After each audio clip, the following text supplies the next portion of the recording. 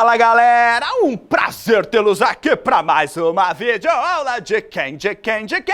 Do professor Jubilu. Aliás, eu não sei se você sabe, mas ecologia é a área da biologia que mais cai no Enem. Praticamente metade das questões de biologia dessa prova são de ecologia. E nessa videoaula, Jobão, eu vou te mostrar quais são os assuntos da ecologia que mais aparecem no Enem. Ou seja, quais são os assuntos que você, é obrigado a saber. Claro que, primeiramente, você tem que saber o que é ecologia, né? A ecologia, ela estuda as relações entre os seres vivos e também as relações desses seres vivos com o ambiente em que eles vivem. Como, por exemplo, a interação entre girafas e leões na savana africana, ou ainda o impacto que os elefantes causam no ambiente em que eles vivem. Um dos assuntos de ecologia que mais cai no Enem são os ciclos biogeoquímicos. Já ouviu falar? Esses ciclos, eles nada mais são do que processos que ocorrem na natureza para garantir a reciclagem de elementos químicos no meio ambiente. Nossa, Jobão, falou grego agora comigo. Ei, canta aqui comigo, ó. Relaxa, relaxa, relaxa. Vou te dar um exemplo. Pensa na água. A água, ela é primordial para que exista vida na Terra. E ela sempre está em constante transformação dos seus estados físicos.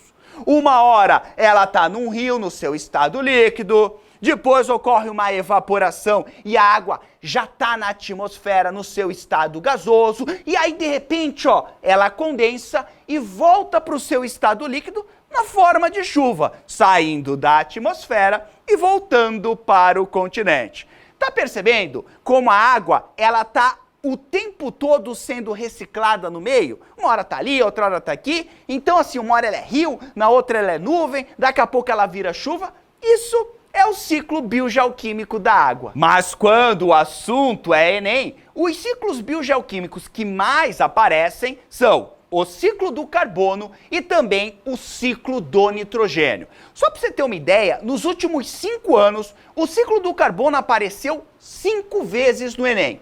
Já o ciclo do nitrogênio apareceu incríveis, sabe quanto? 9 vezes na prova. Ou seja, se tem 2 ciclos que você tem que saber, esses 2 são os ciclos do carbono e também do nitrogênio. Então, bora lá entender isso, começando pelo ciclo biogeoquímico do nitrogênio. E para começar isso com o pé direito, eu já quero começar falando de uma questão do Enem que caiu em 2016. Ela dizia o seguinte, que os níveis de dióxido de carbono na atmosfera estavam interferindo na qualidade nutricional de um tipo de trigo, pois esse tipo de trigo estava com dificuldades de absorver o nitrato que estava ali no solo. Eu não sei se você sabe, mas o nitrato, ele é absorvido pelas raízes das plantas, que contam, obviamente, com a ajudinha de algumas bactérias que estão ali no solo e que também estão acopladas nas raízes de algumas espécies de plantas, como é o caso das leguminosas.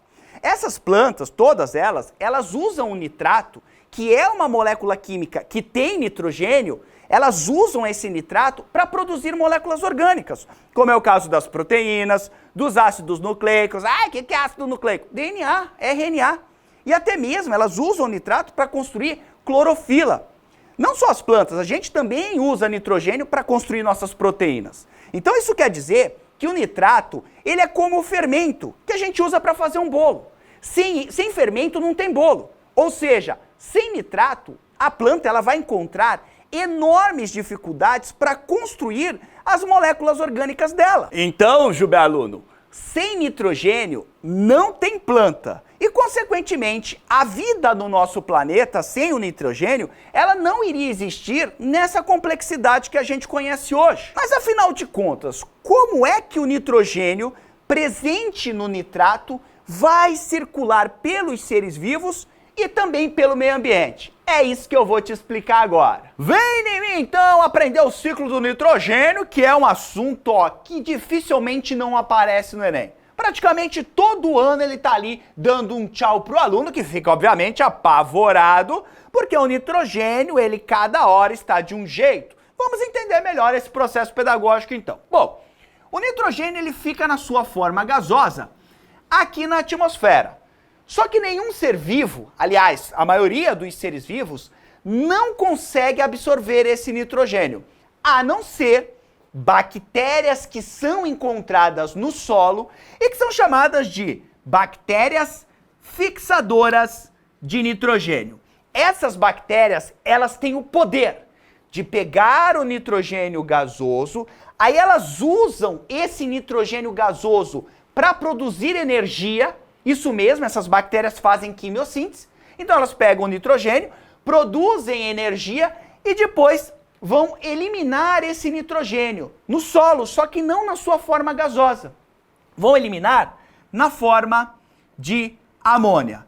Olha só, o nitrogênio que estava na atmosfera, ele foi reciclado, que é o que o ciclo biogeoquímico faz, e agora ele está no solo, mas está na forma de amônia. Fixei ou não fixei o nitrogênio no solo? Ele não está preso ali no solo? Ele não foi retirado da atmosfera e colocado no solo na forma de amônia? Foi. Por isso que esse processo é chamado de fixação. Então, a transformação do nitrogênio gasoso atmosférico em amônia por bactérias, esse processo eu chamo de fixação. Lembre-se, quem é que quer o nitrogênio? As plantas. Elas querem nitrogênio para fazer proteína, DNA, RNA, enfim. Elas estão desesperadas pelo nitrogênio. Só que tem um problema. Na forma de amônia, elas não conseguem absorver o nitrogênio por suas raízes. Não conseguem. Só que lá no solo existe um tipo de bactéria conhecida como nitrosomona que adora amônia. Uhul, uhul, amônia! Ai, que delícia, tem amônia aqui no solo! Ela pega essa amônia, produz a sua própria energia usando a amônia e depois, ó, bota esse nitrogênio para fora de novo. Só que agora na forma de nitrito. Nitrito, essas bactérias nitrosomonas que fazem isso, e esse processo a gente até dá um nomezinho, chama ele de nitrosação. A transformação de amônia em nitrito é chamada de nitrosação. Então agora eu tenho nitrogênio no solo na forma de nitrito, graças às bactérias nitrosomonas. Só que o nitrito, a planta olha o nitrito aqui e fala, ai, eu também não gosto de nitrito. Eu não vou absorver nitrito pelas minhas raízes. Ela não gosta. Só que tem um outro grupo de bactérias, conhecidas como Nitrobacter, que amam o nitrito, adoram o nitrito. Elas absorvem esse nitrito, produzem a própria energia e depois eliminam o nitrogênio no solo novamente, na forma de nitrato. Opa! Esse pedaço aqui, ó, transformação de nitrito em nitrato, por bactérias conhecidas como Nitrobacter, a gente chama de nitratação. Inclusive, isso aqui caiu no Enem de 2017. Quando o nitrato cai no solo, aí sim, as plantas amam o nitrato. Pergunto para você, Júlio, aluno que está aí do outro lado da tela. Nitrato tem nitrogênio? Tem. Então aqui, ó, a planta vai absorver esse nitrato e aí ela vai ter matéria-prima para construir as suas moléculas orgânicas. Ela vai poder construir proteína, DNA, RNA, enfim, ela pode fazer tudo. Os animais, ao comerem as plantas, conseguem também esse nitrogênio. E os animais que comem animais que comeram as plantas também vão conseguir esse nitrogênio para também poderem construir suas moléculas orgânicas. Agora, olha só que interessante. Parte do nitrato, então guarde, ó, a planta gosta de nitrato, beleza? Parte desse nitrato cai nas garras de outro tipo de bactéria, que são conhecidas como bactérias desnitrificantes. Essas bactérias gostam do nitrato, utilizam o nitrato para produzir a própria energia e depois, ó, eliminam o nitrogênio para a atmosfera de novo na forma gasosa. Olha só, o nitrato que estava no solo passa por bactérias especiais que vão mandar o nitrogênio agora na forma gasosa de novo para a atmosfera, fechando o ciclo biogeoquímico do nitrogênio. Olha só, nitrogênio foi colocado no solo, fixação.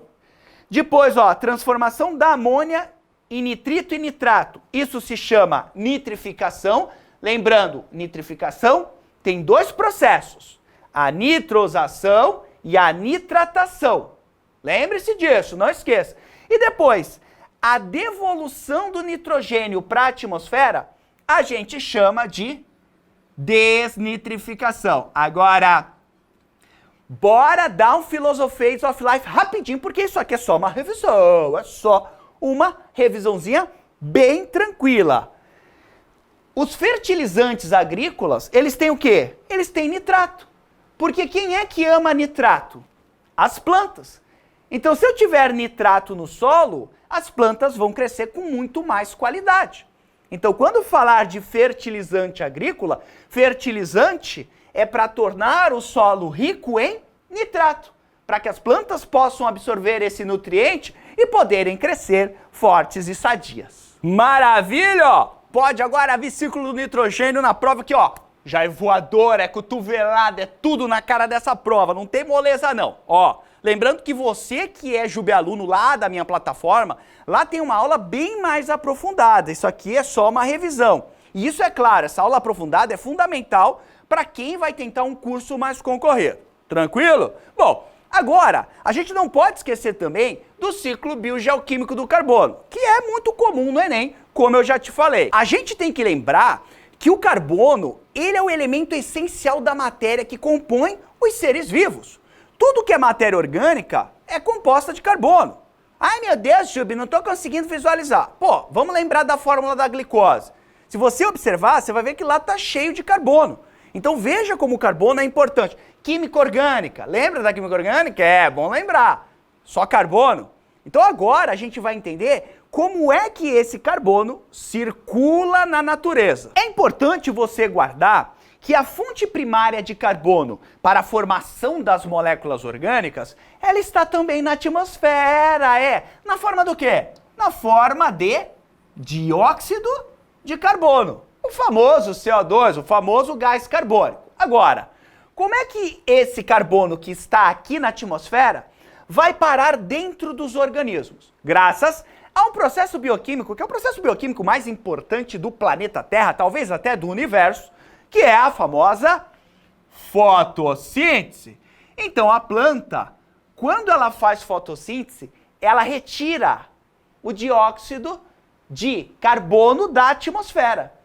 E esse carbono agora vai ficar boa parte dentro dela, formando biomassa. Ela vai usar esse carbono como uma pecinha de Lego, para formar moléculas como é o caso da celulose, que reveste a parede celular das plantas, para formar amido, que é um carboidrato de reserva nos vegetais. Ela vai usar para tudo isso.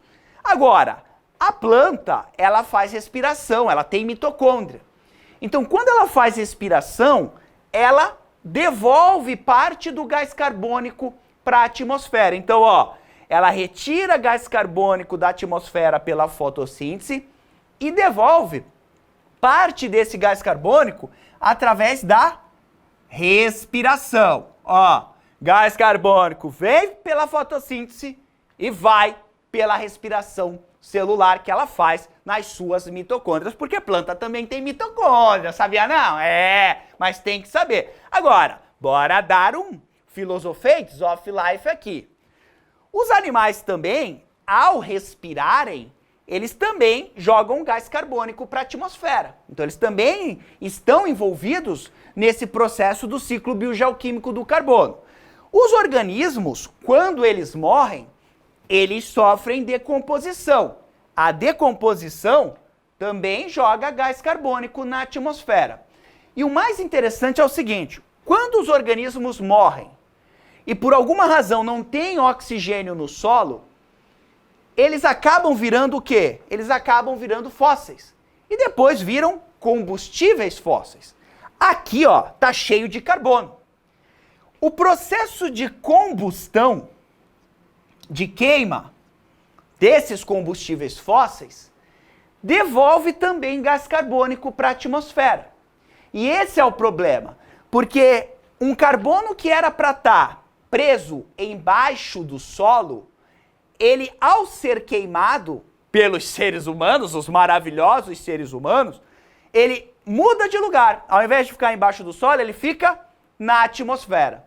E o gás carbônico em excesso, ele causa um problema ambiental conhecido como efeito estufa. Falando ainda de ciclo do carbono, eu quero dar mais um Philosophies of Life com você. Eu não sei se você sabe, mas o ciclo do carbono, ele também está diretamente ligado a um outro assunto que despenca no Enem, que são as cadeias alimentares. Por quê? Porque a planta ou fitoplâncton, ao fazerem fotossíntese, eles pegam lá o gás carbônico e transformam isso em moléculas orgânicas com muita energia, como é o caso do amido. Por exemplo, a própria celulose também tem muita energia. E aí, essa energia que está aqui, nesses organismos que iniciam uma cadeia alimentar e são chamados de produtores, esse carbono energético é passado para os outros organismos que não fazem fotossíntese. Então, o caramujo, ao comer fitoplâncton, ou ao comer um vegetal que faz fotossíntese, ele vai conseguir esse carbono, ele vai conseguir essa energia. Parte dessa energia depois, vai para a traíra, que é um peixe que comeu o caramujo. E parte desse carbono energético, dessa energia que veio para a traíra, vai para a águia. Quando a águia comer essa traíra. Lembrando, a cadeia alimentar começa sempre com o produtor, aí a energia passa para quem? Para o caramujo aqui, que é o consumidor primário, depois, consumidor secundário, consumidor terciário. Estude bem esse assunto, se aprofunde nele, porque é difícil uma prova do Enem e que não tenha cadeia e teias alimentares. Finalizando os ciclos biogeoquímicos, bora agora para o segundo assunto que mais apareceu no Enem, que foram, claro, os impactos ambientais, como é o caso da poluição atmosférica e também da poluição da água. Aí, Chupão, e o que seria a poluição? Vamos lá. A poluição, ela é qualquer processo de origem humana que adicione matéria ou energia no solo, na água e na atmosfera e que cause alterações químicas e físicas no ambiente. E agora, obviamente, eu vou falar sobre os tipos de poluições que mais aparecem no Enem. Mas, antes disso, já deixa o like aqui para valorizar o profissional da educação. Já vamos começar então com a poluição atmosférica, que pode ser definida como a presença no ar de substâncias que vieram da atividade humana e que são perigosas para a nossa saúde, como é o caso do dióxido de enxofre, do ozônio e também do dióxido de nitrogênio. O principal problema atmosférico atualmente, e que cai direto nas provas, inclusive no Enem, é o efeito estufa, que vem, claro, alterando o clima do nosso planeta. E como eu já te falei, o dióxido de carbono liberado na atmosfera pela queima de combustíveis fósseis tem contribuído muito para o agravamento do efeito estufa. Um exemplo de questão sobre esse assunto apareceu no Enem de 2013, já faz um tempinho, mas eu quero trazer só para você ver como é que caiu. Onde essa questão, ela dizia o seguinte: nos últimos 100 anos, a emissão de CO2 tinha aumentado 40% devido à queima de combustíveis fósseis. Essa questão, ela queria saber quais eram os outros processos que também contribuíam para o aumento do efeito estufa. E a alternativa correta, obviamente, eram as queimadas e o desmatamento, pois as árvores, ao serem queimadas e o processo de decomposição das plantas que estão mortas por conta do desmatamento, esses processos, guarde, que eles liberam gás carbônico para a atmosfera. Outro gás que também contribui para o efeito estufa e que você deve guardar no coração, de preferência no cérebro, é o metano. O metano, ele é um gás que também é produzido pela decomposição de matéria orgânica, ou seja, a decomposição do lixo orgânico. emite metano, e não podemos esquecer que também o gado, né, ao fazer o seu processo digestório, também joga bastante metano para a atmosfera. Mas as atividades humanas, obviamente, elas não causam apenas poluição atmosférica, não, já que a poluição aquática também aparece muito nessa prova. Até aparece muito mais poluição aquática do que poluição atmosférica. Só para você ter uma ideia, em 2017 apareceu uma questão falando que os botos cinza, que fofura, que eles são excelentes indicadores de qualidade da água, porque eles passam muito tempo na mesma região. Mais ou menos uns 30 anos eles ficam na região. E por conta disso, eles vão acumulando contaminantes que estejam ali no ambiente, como é o caso do mercúrio. Então eles vão acumulando mercúrio dentro do corpo deles. Isso acontece, obviamente, porque os golfinhos, não sei se você sabe, eles são fofinhos, mas eles são predadores. Topo de cadeia, Os bichos comem pra caramba. Então todas aquelas toxinas que estão presentes no ambiente e nos peixes que eles comem, isso vai se acumular no corpo desse animal. Por isso que você consegue detectar problemas ambientais observando quais são os contaminantes que estão dentro do corpo desses golfinhos. Vale salientar que todos os corpos d'água, né, sejam rios, afluentes, bacias e mares, todos eles, infelizmente, nesse momento, estão sofrendo impactos ambientais negativos. O principal problema ambiental que está lá no Enem é a eutrofização. Então vamos entender o que é esse processo pedagógico. Aqui em cima nós temos, né, um corpo d'água com nutrientes num nível normal. Nitrogênio, fósforo, tem algas, tem oxigênio, peixinho, todo mundo vivendo feliz, alegre, tranquilo, pôneis coloridos saltitando por cima da água, enfim. Só que, a partir do momento, que eu jogo muito nutriente dentro da água, através do esgoto, através dos fertilizantes agrícolas, essa água, por ter muito nutriente, acaba favorecendo o crescimento de algas. As algas, claro, têm alimento aqui, tem nutriente aqui, então elas começam a se proliferar.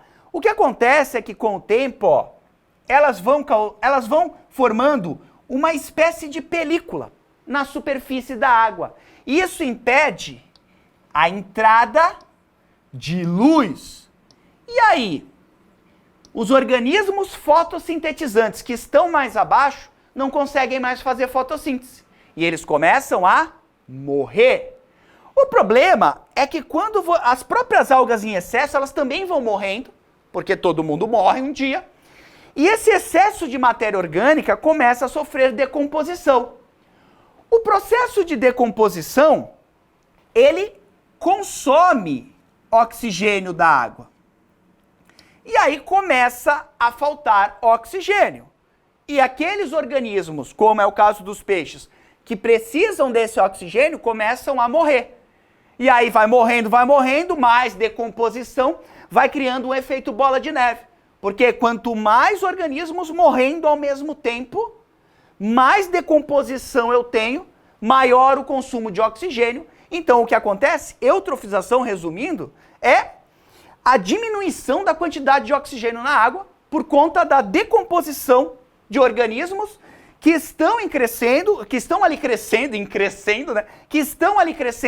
por conta do excesso de nutrientes. Então eu jogo ali um nutriente, as algas ficam doidonas, começam a aumentar sua população, começam a morrer, decomposição, as plantas começam a morrer porque não entra luz, porque essas algas malditas estão se proliferando, morrem também, falta oxigênio, quem precisava de oxigênio morre também, e aí, biribi, biribi, catabamba, acaba o oxigênio da água. Isso é eutrofização da água. Em 2019, o Enem colocou a figura de um lago recebendo grande fluxo de nutrientes e com ausência de oxigênio na água. E a questão perguntava justamente qual era o processo que fez com que o oxigênio faltasse naquela água. Obviamente que esse problema foi provocado pela eutrofização desse lago, ou seja, a matéria orgânica proveniente dos organismos que morreram, né, foi decomposta e esse processo de decomposição foi consumindo o oxigênio que tinha ali na água. E agora, finalmente, sem mais delongas, bora falar um pouquinho sobre a preservação ambiental. Ai, mas por que, Jubão? Porque esse é o assunto da ecologia que mais aparece no Enem. Né? Preservação ambiental não cai no Enem, despenca. Então, já pega a tua telha e o teu carvão e anota tudo. Anota tudo que eu vou te falar. Primeiramente, você precisa entender que a preservação ambiental é o conjunto de práticas que tem como objetivo preservar o meio ambiente dos impactos causados pelas ações humanas. Existem, obviamente, várias estratégias para você preservar o ambiente. E agora, obviamente, também eu vou falar, claro, daquelas que mais aparecem no Enem. Começando pela biorremediação. Já ouviu esse nome? Biorremediação. A biorremediação ela é um processo que utiliza bactérias, fungos e até mesmo plantas para degradarem substâncias poluentes que estão no ambiente, como é o caso dos combustíveis e dissolventes. É isso mesmo. Esses organismos, eles são utilizados para reduzirem os impactos ambientais na água e no solo e são ótimas estratégias para a conservação ambiental. Então, por exemplo, derramou-se, sei lá, combustível num lugar lá, numa floresta. Aí você coloca ali uma espécie de planta, por exemplo, ou de um fungo, e esse organismo tem a capacidade de degradar essa substância tóxica, como se fosse um remédio. Por isso o nome biorremediação. O Enem perguntou a respeito disso em uma questão de 2012. A questão falava da utilização de micro-organismos para a biorremediação de pesticidas, agrotóxicos, que obviamente são componentes extremamente tóxicos e que ficam por muito tempo no meio ambiente. Ou seja, esses micro-organismos, eles são capazes de transformar esse pesticida em substâncias menos tóxicas para o meio ambiente. Isso é o quê? Isso é biorremediação. Outra estratégia de preservação ambiental são os corredores ecológicos, que nada mais são do que áreas verdes que têm como objetivo ligar dois fragmentos de florestas. Dessa maneira, as espécies desses locais, elas podem transitar entre os dois fragmentos de florestas, o que é, obviamente, extremamente importante, já que muitas espécies, como é o caso, vamos lá, das onças, elas exigem uma área grande para elas poderem sobreviver. E o desmatamento tem obrigado o quê? Tem obrigado essas espécies a viverem em espaços pequenos. Então você pega lá e cria um corredor entre dois fragmentos florestais e dá uma qualidade de vida maior para as espécies que estavam isoladas ali. Então você tem um fragmento de floresta que é como se fosse uma ilha. E as espécies não saem dali. E isso é muito problemático. Isso pode o quê? Causar a extinção de muitas espécies. Por isso a importância dos corredores ecológicos. Esse assunto apareceu na prova do Enem de 2018. A questão perguntava por que é efetiva a recuperação ambiental por meio dos corredores ecológicos. Bom, agora que você já sabe o que os corredores ecológicos permitem, né? Eles permitem o quê? Melhores condições para a sobrevivência das espécies, pois eles aumentam o quê? A taxa de reprodução e a variabilidade genética entre as espécies que vivem ali. Aí, claro, sabendo disso, fica muito fácil responder essa questão. E claro que não podemos deixar de falar de um outro assuntinho relacionado à preservação ambiental e que cai bastante no Enem, que é o tal do controle biológico, que nada mais é do que a utilização de espécies consideradas inimigos naturais para combater pragas agrícolas e insetos que são causadores de doenças. O controle biológico, ele é uma estratégia de conservação muito inteligente, já que combater pragas agrícolas com o uso de pesticidas é extremamente perigoso para o ambiente. E não só para o ambiente, como também para a nossa saúde, já que esses alimentos, né, que você bota veneno, eles frequentam as nossas mesas. Quer ver? Vou te dar um exemplo para você entender melhor o controle biológico. Em 2011, a prova do Enem trouxe uma questão que falava de controle biológico para o combate das lagartas que se alimentam das folhas do algodoeiro. Algumas espécies de borboletas, elas depositam os seus ovos nessas plantações. E para combater as lagartas que nascem desses ovos, e óbvio, destroem as plantações, foi colocado lá no ambiente uma microvespa, uma vespa bem pequenininha, que introduz o quê? Introduz os ovos dela dentro da borboleta. E, obviamente, essa borboleta, ela acaba morrendo por conta disso e a plantação, obviamente, agradece pela morte dessas borboletas que estavam destruindo tudo. Viu só? Questãozinha de controle biológico, eu tenho certeza que a partir de agora pode cair na prova que você vai aqui, ó, vai chorar de emoção. Meu Deus, acabei de ver uma aula do Jubijubão. Aqui, ó, gabarito Joe, é B, acertei, ó, rumo à universidade. Então, nessa videoaula, eu te passei os assuntos de ecologia que você é obrigado a saber pro Enem. Alguma coisa dessa aula vai estar lá, pelo menos uma ou duas questões, tenho certeza que vai estar lá. Eu falei, então vamos lembrar, ó, do ciclo biogeoquímico do nitrogênio, ciclo biogeoquímico do carbono, cadeia alimentar, efeito estufa, eutrofização da água, biorremediação, corredores ecológicos e controle biológico. Lembre-se que as adversidades são o teste que determina se você merece o quê? Merece ter sucesso. Maravilha! No mais, desnecessário dizer que foi um grande prazer estar aqui com você. Um grande abraço. Tchau!